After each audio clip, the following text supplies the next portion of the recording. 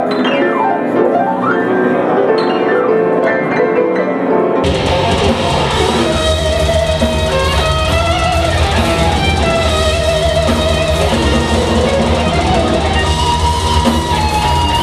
right, this is the voice of reason with Capital Chaos TV. We are here at the Regency Ballroom in lovely downtown San Francisco with Bruce CORBITT of WARBEAST. How's it going there, buddy?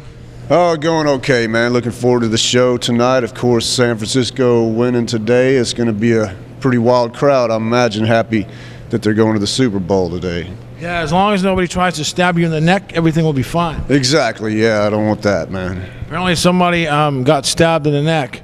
At the I guess somebody tried to punch a Niners fan over there in Atlanta, and I guess the Niner fan came prepared and stabbed him in the neck. But I had no idea. It's pretty crazy. There's a lot of crazy shit that happens after a sports event. Yeah, you can say that, man. I mean, have you witnessed that kind of like any sort of carnage after a sports? You're from Texas, right? Yeah, I'm from Dallas. I mean, they do get pretty upset when the Cowboys or whatever lose, but haven't really seen anyone get stabbed like that, to tell you the truth. Well, here people get upset when the team wins, start breaking shit. Well, yeah, I can see that, man. But you know, we'll see what they do tonight in the crowd. Yeah, let's hope they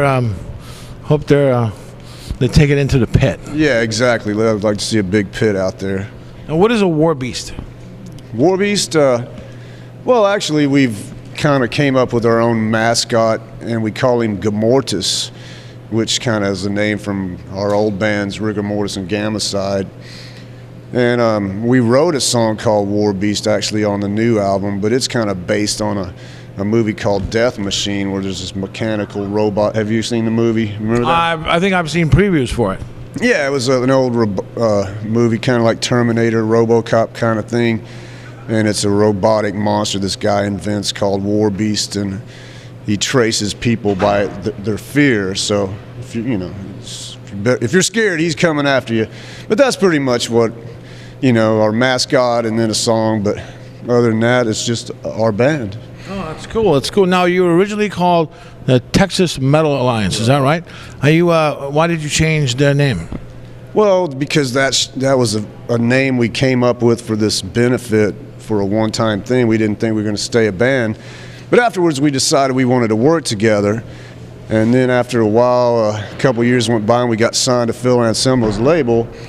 And we had a whole bunch of new material, and we figured it was time to go ahead and work on changing the name. And we kind of just chose WARBEAST because it was like everybody put down their favorite names, and that's the one that won by the vote. That's right. It's like close your eyes and point at the map or some shit, right? Pin the tail on the donkey or something.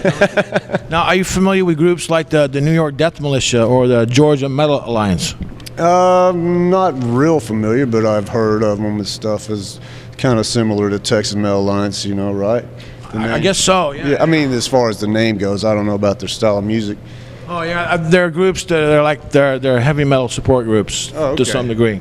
Well, yeah, that's why. That's part of the reason we changed the name, is people were getting confused thinking we were just a heavy metal support group. You're that and much more. Yeah, we are an actual band, Now, you have a new split with Phil, is that right? Right. Is it all new songs, or is this some old stuff in there? Well, the two songs we recorded are, new and exclusive only to the split, so they wasn't on our debut album or our upcoming album. And then I guess Phil's songs are going to be on the album, his album.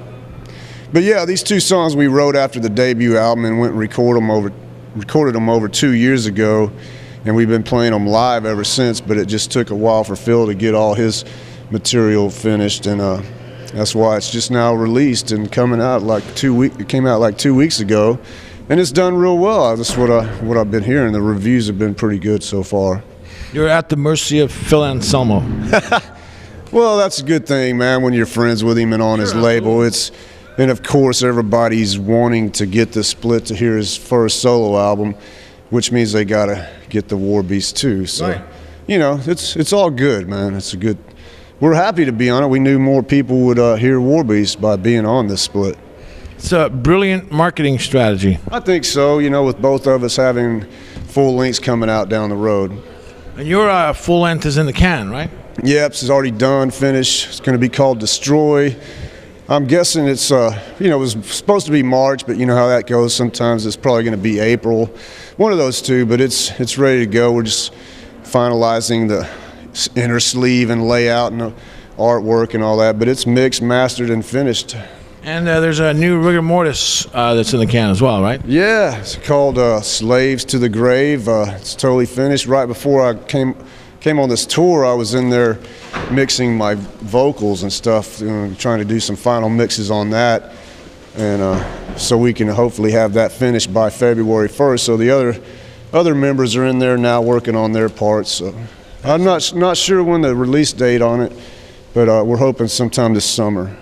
That's awesome. Now, you had a full-length album out on Capitol Records in 1987, right? Yeah, I mean, that's pretty crazy now that I think about it. And were you a witness or a party to some of the 80s excesses? A little bit of both, I guess you could say. I mean, we were young in our 20s back then, and we weren't really heavy, wild drug users. We were mainly drinkers and smoke weed, but of course we saw plenty of other stuff going on around us, and we were just playing crazy to begin with. Sure. So lots of crazy wild fights going on, and just insanity. I mean, I got stabbed 5 times in the back right before one of our shows, and luckily I survived. But that just to give you a little example of, it was pretty crazy back in the 80s. Now, Mike recently he passed away. I guess his death took place on stage. Is that right?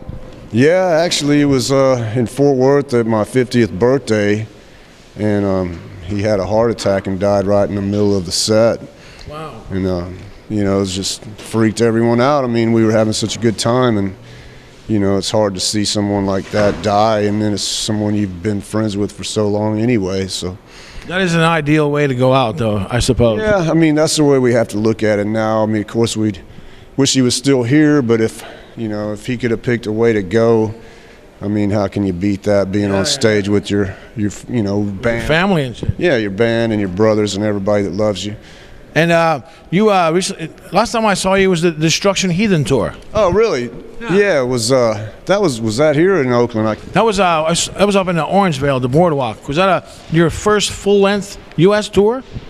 Yeah, because we had been on like little week-long tours of 4, 5, 6 shows, but that was the first big full-length month-long tour, and of course we love Destruction, so that was a big honor. We were freaking out going on tour with them guys. I mean, they had big influence on Rigor Mortis and Gamma Side, and they were super great, very cool guys to treat us very well on that tour. They played a lot of old classics on that tour, I think. Yeah, that's what made us all happy, man, is we got to see them every night, and they were playing all the good shit. Well, did you prefer handguns over rifles, or you're not really picky when it comes to guns? Not too picky. I'm not much of a gun guy, to be honest. I mean, never owned one, and only went out and shot them a few times. Oh, okay, right on. And do you sniff glue or paint as a teenager? In wood shop in high school much? That's funny because I never did that either. I'm sorry to say if it makes it a boring interview, but I never did. You missed out. And now finally you have a custom mic stand. Is that right? Yeah, I started using that back. First it was just a black chain thing I found in a guitar store one day, and that just became like my trademark. I just started using the top half, but I had to unscrew it, and that took a while on stage. So recently I've been having them custom made where I can just pull it right on off, real easy access. And this last one I got, I had it chrome because the paint kept chipping on all the other ones. So yeah, I'm pretty lost without that mic stand, I gotta admit. It's like a good weapon to have on stage too. Absolutely, or even a walking cane for that matter. True, and I'm getting, like I said, I'm getting up there in the 50 categories. So the latter half of the century. I know, so it could be, come in handy that way too, pretty soon. All right, well, thank you for your time. Have a great show.